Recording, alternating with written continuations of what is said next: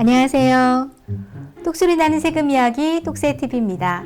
구독과 좋아요는 절세의 시작입니다. 네, 지금까지 농업인의 소득세, 또 법인세, 그리고 부가가치세 등에 대해서 알아봤는데요. 이렇게 이제 우리 농업인 분들이 세무신고를 잘 하게 되면 또 대출도 잘 받을 수 있는지 궁금해요. 농업인의 세무신고와 대출과의 관계에 대해서 좀 짚어주실까요?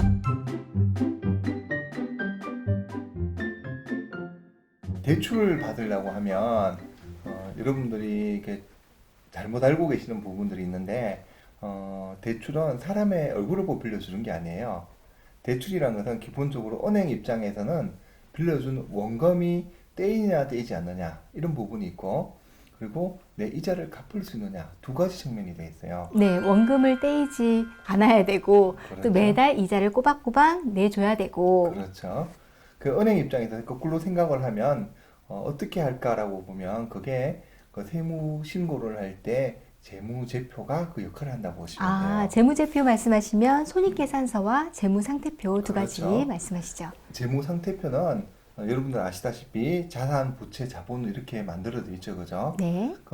내 돈인 자본과 남의 돈의 부채를 가져와서 자산을 어떻게 구성하고 있냐, 현재 갖고 있는 게 뭐냐 이건데, 은행 입장에서는 재무제표에 있는 토지나 건물 등이 있다고 하면 네. 그거를 담보로 잡으면 원금은 안 떼이겠죠, 그죠? 그러네요. 그래서 재무제표를 그걸 보시는 거고, 네. 두 번째는 그 손익계산서에 보시면 한 해 동안 얼마의 비용을 들여서 얼마를 팔아서 남았냐, 네. 남은 사람한테는 기본적으로 이자를 받을 수 있겠죠. 네, 남아야 이자를 내죠. 그렇죠. 네. 기본적인 개념이 그렇죠. 그렇죠. 그래서 은행 입장에서는 원금과 이자를 얼마나 잘 안정적으로 낼 수 있느냐, 이걸 가지고 판단을 한다고 합니다. 그래서 이 대출 받을 때 은행에서 요구하는 서류가 재무상태표와 손익계산서, 그렇죠. 그런 또 깊은 뜻이 있네요. 그렇죠.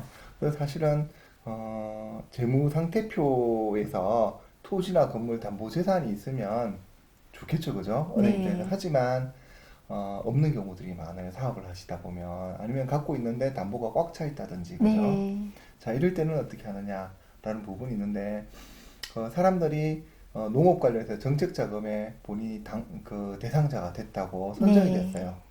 한다고 해서 무조건 은행에서 대출 내주는 게 아니에요.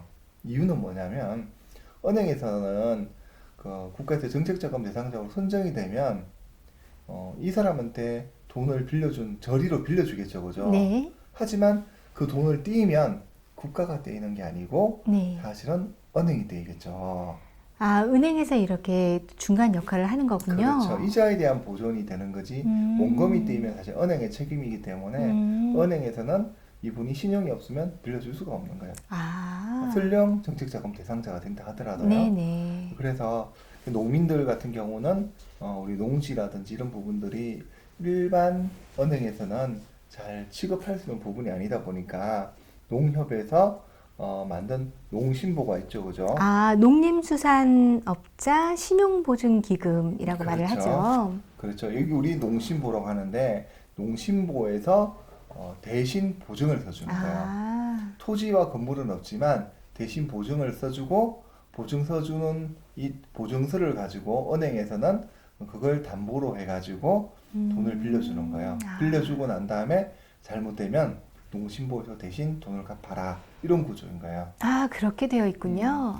은행에서 그 신용대출하고 담보대출 중에서 담보가 있으면 괜찮지만 담보가 없는 상태에서 돈을 빌려주게 되면 기본적으로 이렇게 돈을 떼일지도 모르기 때문에 그 부분에 대해서는 대손 충당금을 설정한다든지 하기 때문에 사실은 대손이 나지도 않고도 먼저 비용 처리를 해야 되는 부분이 있어서 영업점에서는 어려움이 많겠죠, 그죠? 네.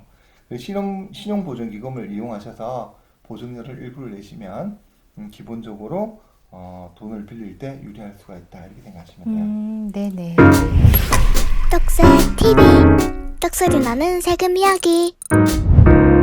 우리가 사람들이 그 흔히 착각하는 부분 중에서 세금 관련된 부분하고 금융하고 똑같다고 생각할 수가 있어요.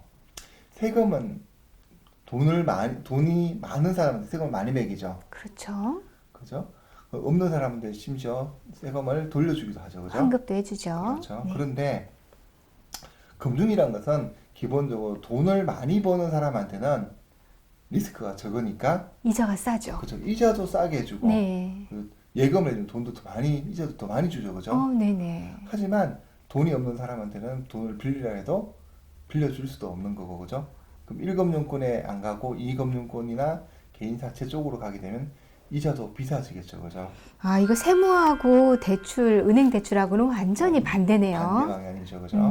그래서 사실은 그런 부분을 감안을 한다고 하면 무조건 세금을 적게 내기 위해서 세금 소득이 적어요라고 이야기하는 것이 능사가 아니고 아, 기업 입장에서는 나 적정한 세금을 내고 그리고 나 이 정도로 돈을 벌고 있는 사람이니까 나의 신용을 감안을 해서 돈을 빌려달라 이렇게 이야기하는 게 더 유리할 수가 있어요. 대표님, 지금 내가 이미 대출을 가지고 있는데 이번에 결손이 났어요. 그러면 이거 연장할 때 굉장히 문제될 수 있겠어요. 그렇죠. 사실 그런 측면 때문에 이렇게 세무만 가지고 세금을 적게 내줄게요라고 무조건 공격적인 그 세금 전략을 취하는 그것도 대출이라는 측면을 계산을 한다면 전체적인 총 비용 측면에서 오히려 그게 손해가 될 수도 있다. 아, 그럴 수 있겠네요. 그렇죠. 그래서 사실 내가 돈을 번 게 있으면 돈을 벌었다고 국세청에다가 신고를 하는 것이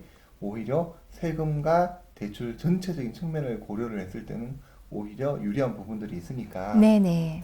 대출을 해야 되는 부분 회사들이 있다면 정말 내가 은행에서 돈을 빌려주는 사람 입장에서 봤을 때 이거 뭐 내가 결손을 나고 있다고 마이너스라고 하면 빌려줄까 이 부분도 생각을 해야 될 부분도 아, 뭐 있으니까 안 빌려주죠. 그렇죠. 그리고 최소한 영업을 해서 네. 이자는 낼 수가 있어야 되는데 영업이익이 직업이자를 감당할 수 없는 수준이라든지 이런 부분이 되고 있다든지 하는 경우는 고민을 해보셔야 된다.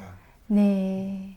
아주 정말 확 깨는데요. 음. 굉장히 중요한 부분에 대해서 오늘 짚어주셨어요.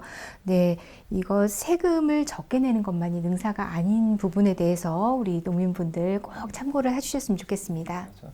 그리고 작물 재배업을 하신다 하더라도 10억 그 이하 이제 세금을 비과세를 한다 하더라도 내가 만약에 세금을 신고를 한다면 어떻게 소득이 생겼는지 세금은 비과세를 하지만 실제 소득은 발생할 수 있겠죠, 그죠? 네네. 그런 부분에서 잘 관리를 하시면 네. 나중에 집을 산다든지 네. 할 때 자금 출처에 대한 부분에 대해서 내가 밝힐 수 있는 부분이 있다 이렇게 보시면 됩니다. 세무신고 관련된 부분을 충실하게 하셔야지 기본적으로 은행에서는 대출을 해줄 수 있다. 아무리 대출을 해주고 싶어도 이제 사람이 하는 대출 시스템이 아니고 시스템에서 컴퓨터가 하기 때문에 이 사람의 재무제표를 얼마나 잘 관리를 하느냐에 따라서 대출이 나올 수도 있고 해주고 싶어도 못 해줄 수가 있기 때문에 네. 내가 돈을 번 게 있으면 얼마를 벌었어야 하고 국세청에 잘 신고하는 것이 전체적인 부분에서 아주 중요한 부분이다라고 생각합니다. 네, 네. 네. 아주 오늘 유익한 것 또 말씀을 해주셔서 잘 배웠습니다. 오늘 감사합니다.